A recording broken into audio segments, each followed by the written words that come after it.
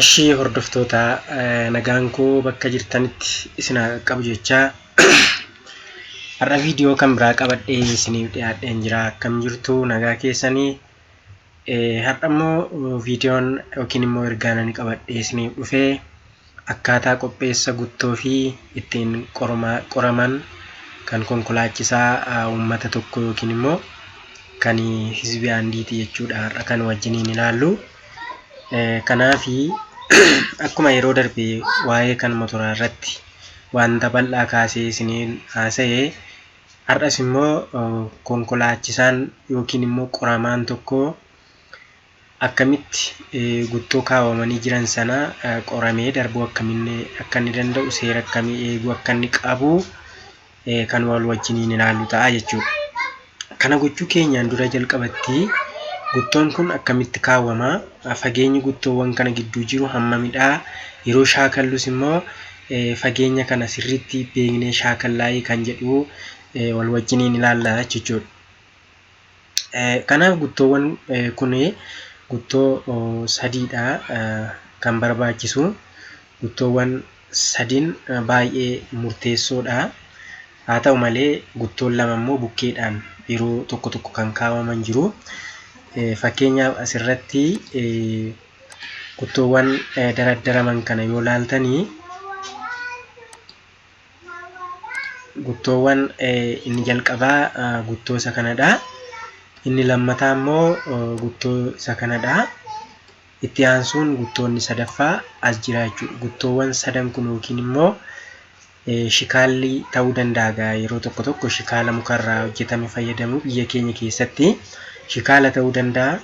Biyyoota biroo keessatti immoo mallattoo calaqqisoo kana fayyadamuu danda'u jechuudha.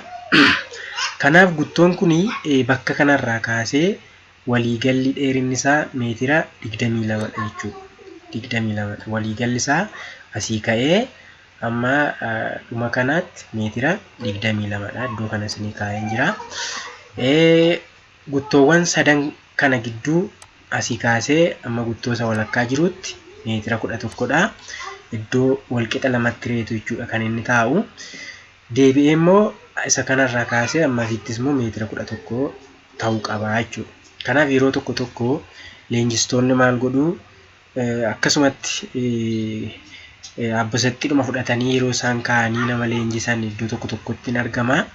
Haa ta'u malee qoramtoonni immoo gaafa iddoo qormaataa dhaqan bal'isanii hojjetaa waan turaniif meetirri isaa gadi gabaabbatee akka seerri jedhutti gaafa qoramuu dhaqan xiqqoo diingirsaan jedha jechuudha. Kanaaf isa kana beektanii dhuunfaa keessanitti illee shaakaluu hin dandeessu jechuudha. Haa ta'u malee guttoon lamaan kun guttoon gara olii asii fi bakka kana jirtu kun bal'ina isaa hubachiisuudhaaf yeroo tokko tokko hin kaa'amti jechuudha. Bal'inni isaa guttoo isa waannaa kanarraa asii olee meetira 3 fagaachuu qaba jechuudha. Kanaaf guttoo kanarraa meetira 3 asiinis meetira 3 guttoon kun hin teessi garuu lakkoofsa keessa hin jirtu jechuudha. Kanaaf guttoon isaan sadan stireetii taa'an kanatu guttoo 3 jenna jechuudha. Guttoo 3 dheerinni waliigalaa meetira 22, fageenyi guttoowwan gidduu jiru immoo meetira 11dha. Bal'inni meetira 3 erga jennee booddee qoramaan tokko maal gochuu qaba kan jedhu immoo wal wajjiniin kan nuti ilaallu ta'a jechuudha. Kanaaf egaa qoramaan yeroo qormaata qoramutti jalqaba maal gochuu qaba?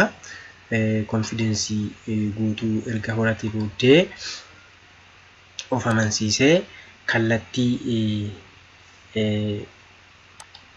kanaan dhufa jechuudha. Kallattii bitaa kanaan fakkeenyaaf guttoon keenya inni waannaan kam jennee jirra. Guttoon keenya isa kanadha waan ta'eef guttoo kana harka mirgaa isaatti hambiseet kallattii harka bitaa isaa qabatee seenaa jechuudha. Argitanii asiin dhufeet hin seenaa. Erga kana seenee booddee xiqqoo deemee maal godhaa?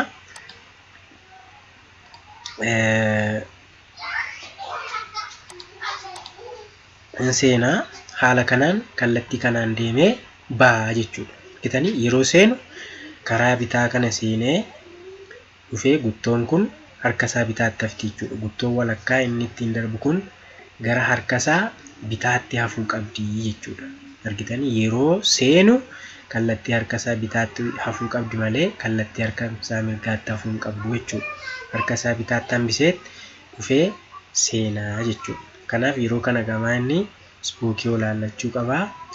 Istireetii kanarra gommaan duubaa yeroo ga'e cabsachuudhaan kallattii kanaan haala kanaan bahuu qabaa jechuudha. Kun yeroo gara fuulduraatti inni deemudha jechuudha. Gara duubaatti yeroo deebi'utti immoo maal godhaa? Qixuma bahe sanaan kallattiidhuma bahe sanaan konkolaataan isaa akkuma fuulduratti garagalee jirutti maarshii duubaa deeffachuudhaan iddoo duubaatiin deebi'aa dhufaa jechuudha. Beektanii kallachuma irra dhufe sanarra maal ta'a? Deebi'ee duubaan bahaa jechuudha. Beektanii kanaaf egaa adeemsi kun adeemsa qorumsaa hisbaandii yookiin immoo uummata tokkoo lakkoofsa tokkodha jechuudha kuni. Kan biroon lakkoofsi 8 jira, akkasuma garaajii fi dildilli jira. Isaan sana tokko tokkoon yeroo nuti itti ilaallu hin ta'a jechuudha viidiyoo kan biraatiin. Isa kana sirriitti gaaffii yoo qabaattan kana gaafattan akkasumallee akkana hordoftan ergaa kooti. Kanaaf har'aaf ergaan ani qabadhee jiru kanadha. Asirratti wanti isiniin galle yoo jiraate wanti gaaffii isinitti ta'u yoo jiraate dhimma konkolaachisaa irratti waan kamirratti iyyuu na gaafachuu dandeessu jechuudha. Har'aaf kanuman qabadhee isinii yaadhee jira. Viidiyoo koo sheer godhaa, laayik godhaa, namoota biroo biraan illee akka ga'u godhaa. Akkasuma egaa viidiyoo koo waan ilaaltaniif guddaan isin galateeffadha. Nagaan naa turaa.